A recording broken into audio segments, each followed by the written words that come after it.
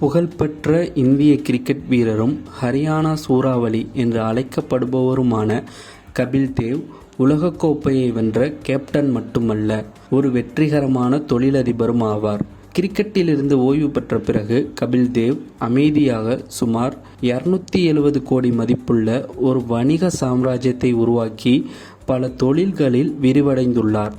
அவரது முயற்சிகளில் ஹோட்டல்கள், கோல்ஃப் நிகழ்வுகள், விளையாட்டு வணிகங்கள் மற்றும் தொழில்நுட்பம், செயற்கை நுண்ணறிவு போன்ற வளர்ந்து வரும் துறைகளில் முதலீடுகள் ஆகியவை அடங்கும். கபில் தேவ் இந்தியாவில் கோல்ஃப் விளையாட்டை ஊக்குவிப்பதிலும் போட்டிகளை ஏற்பாடு செய்வதிலும் நாட்டில் அவ்விளையாட்டின் வளர்ச்சியை ஆதரவளிப்பதிலும் ஈடுபட்டுள்ளார்.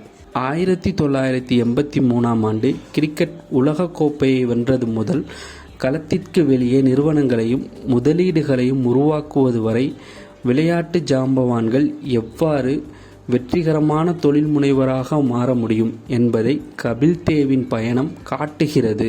இன்று இந்த முன்னாள் இந்திய கேப்டன் கபில் தேவ் கிரிக்கெட் வீரர்களுக்கு மட்டுமல்லாமல் தங்கள் முதன்மை தொழிலுக்கு அப்பால் ஒரு பாரம்பரியத்தை உருவாக்க விரும்பும் தொழில் முனைவோருக்கு தொடர்ந்து உத்வேகம் அளித்து வருகிறார்.